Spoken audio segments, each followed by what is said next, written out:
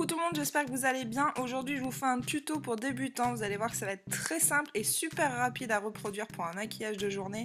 Donc c'est parti. Je commence tout d'abord avec ma Primer Potion, donc ça c'est une base à paupières, c'est important quand on a des fards qui chutent et c'est le cas avec la Naked 3. Donc du coup après je vais venir mettre mes lumières donc dans le coin interne et sous l'arcade avec un fard très clair. Donc vous pouvez aussi utiliser un fard irisé pour cette étape là.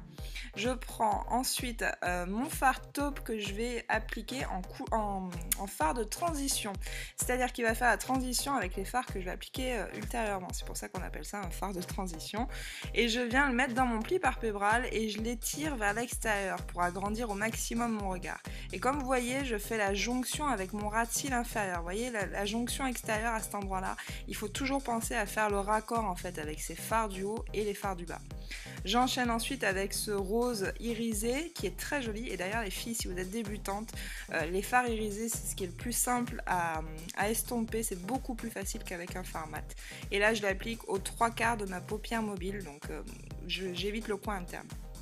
Avec un pinceau crayon, je vais venir prendre un fard un petit peu plus foncé et intensifier l'extérieur de ma paupière mobile. En fait, je fais une forme de V en fait, vous voyez, c'est ce qu'on appelle le outer V, donc c'est une forme de V, une forme de banane aussi on appelle ça. Et je fais toujours ma jonction avec mon ras de cils inférieur. Et comme d'habitude, on n'oublie pas d'estomper, plus vous prenez du temps à estomper vos maquillages et plus le résultat sera joli, on n'oublie pas.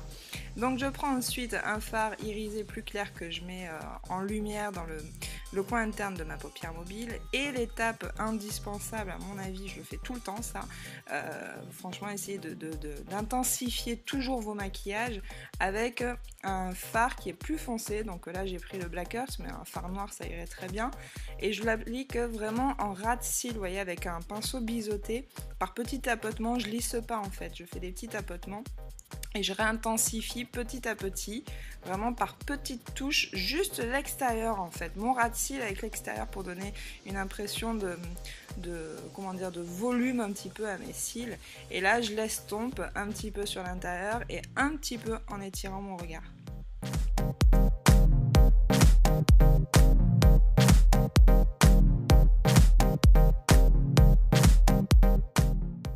Je viens après mettre mon Drama Gel Liner de Maybelline, c'est un liner que j'adore, je vous le dis à chaque fois, il est vraiment très bien, il est mat, il est facile à appliquer, mais le mien là il est en train de sécher un peu, donc c'est un peu la galère parce que je l'avais laissé ouvert, mais il faut pas laisser ces pots là ouverts sinon ça sèche.